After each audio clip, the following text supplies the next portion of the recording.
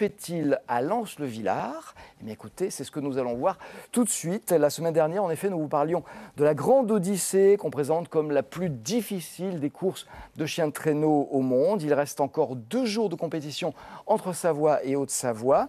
L'occasion de nous intéresser à ces partenaires des mushers sans lesquels les attelages n'iraient pas très loin, et la mieux placée pour parler de ces athlètes au poil dense, eh bien, elle est avec nous, c'est la vétérinaire de la course, donc en direct de Lens-le-Villard en Savoie. Bonjour Géraldine Sgro.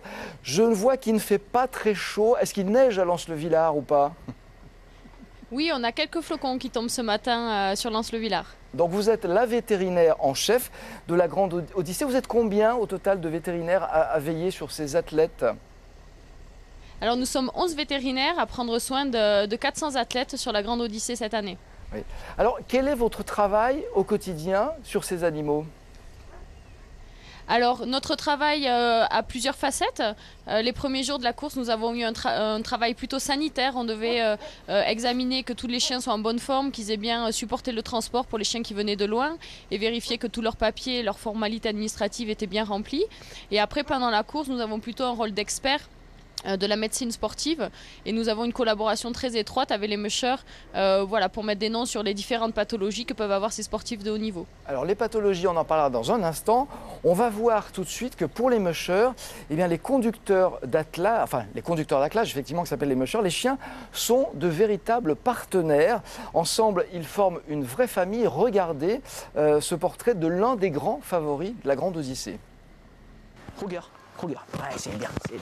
Rémi Coste est l'un des favoris de la course.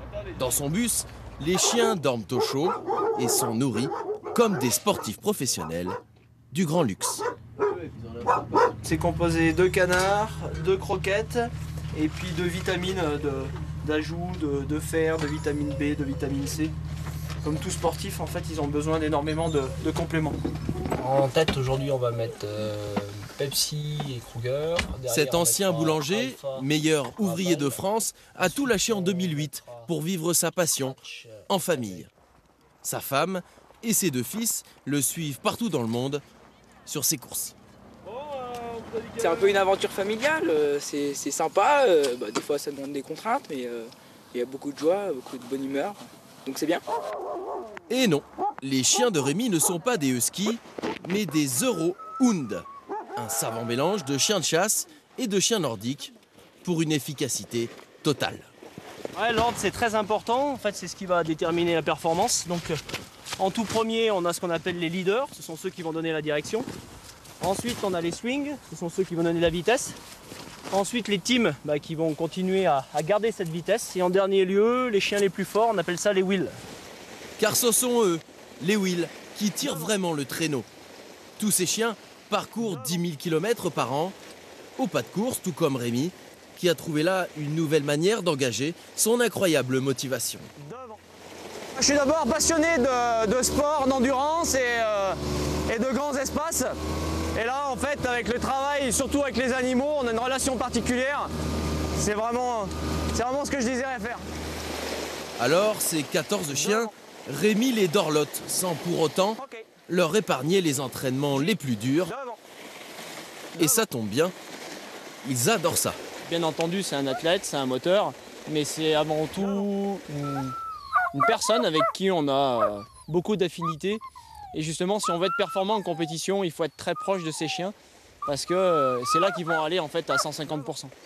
Faire mieux que sa seconde place en 2014, c'est le seul but de Rémi et ses chiens. Voilà, on croise les doigts pour lui. Retour en direct de Lens-le-Villard avec Géraldine Sgro, qui est la vétérinaire en chef de la Grande Odyssée Savoie-Mont-Blanc. Quand vous entendez Géraldine dire que les chiens aiment être menés à la dure, vous êtes d'accord ou pas ? Ah, pas vraiment. Je pense qu'il y a vraiment une relation très affectueuse, une vraie collaboration des mushers avec leurs chiens, et c'est vraiment par amour pour leurs mushers que les chiens courent. Donc moi je dirais plutôt que c'est plus une volonté et un amour partagé qui fait courir les chiens. Voilà, on ne peut pas dire qu'ils aiment la compétition, mais effectivement pour faire plaisir à leurs mushers, ils vont se donner à fond.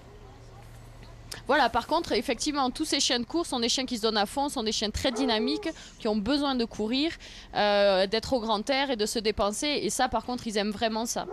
Dites-moi, je vois que vous êtes avec un magnifique compagnon.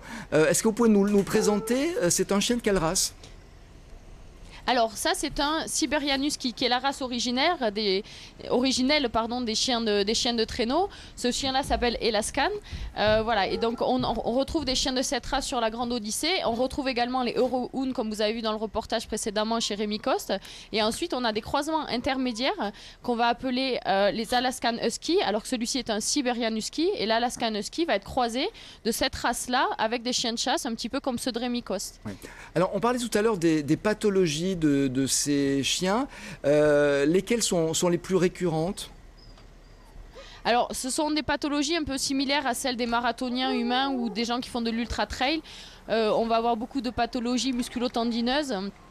Des entorses, des crampes par exemple, et ensuite c'est des chiens dont on surveille étroitement évidemment les fonctions cardiaques puisque c'est quand même très sollicité pendant la course, et évidemment le dernier point c'est des problèmes de pattes, de coussinets, voilà, qui sont examinés tous les jours, et les mushers prennent une attention toute particulière, et c'est d'ailleurs pour ça qu'ils leur font porter des bottines pendant les courses.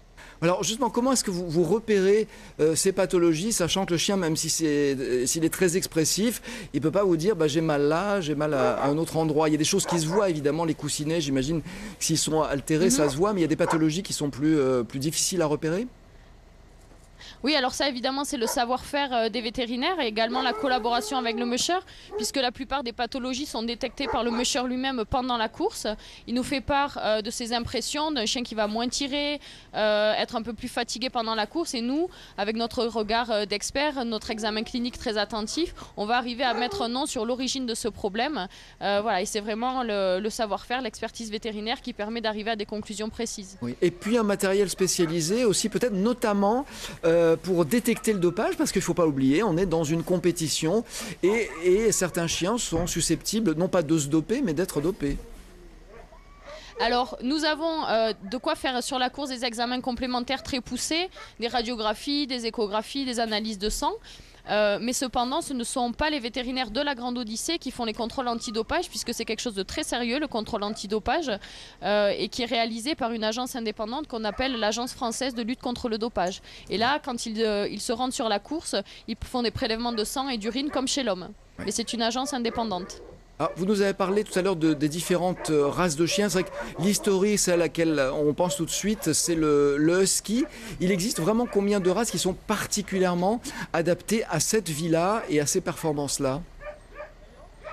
Je pense qu'il y a de très nombreux chiens qui pourraient courir des courses de chiens de traîneau. Mais voilà, vraiment les races dominantes, ce sont des chiens de sport, de gabarit assez légers. Par exemple, on ne retrouve plus sur les courses d'endurance comme la Grande Odyssée de Malamute, de Samoyed, ces chiens encore plus poilus que le husky de Sibérie, puisque ce sont des chiens qui sont maintenant trop lourds vu le niveau des compétitions actuelles. Et que ce soit donc le Siberian Husky, l'Alaskan, donc se croiser avec le chien de chasse, ou les Eurohound comme ceux de Rémi Coste, ce sont des chiens qui sont quand même beaucoup plus légers, puisqu'ils pèsent seulement 15 à 20 kg, 15 à 25 kg, et ce sont voilà, des vrais marathoniens des hautes montagnes. Alors, vous m'avez parlé tout à l'heure des Alaskan. Je crois que c'est le croisement entre un lévrier, un braque et un chien nordique. Ça veut dire qu'on a fabriqué Exactement. ces chiens pour en faire des super chiens? Oui, tout à fait, tout à fait. C'est le savoir-faire ça des mushers alaskans, donc c'est pour ça qu'ils ont maintenant cette appellation, ce nom.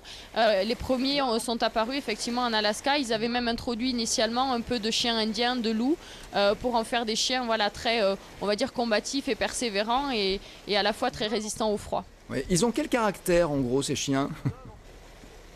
Alors je pense que ce sont des chiens à la fois très sensibles, et c'est ce qui leur permet d'être vraiment à l'écoute de leur musher et de créer cette relation très étroite, et à la fois vraiment ce sont quand même de fortes têtes et des chiens très résistants, prêts à se bagarrer pour arriver au bout d'une étape, parfois dans la nuit, ou même à sortir le musher parfois de situations difficiles quand l'itinéraire est perdu.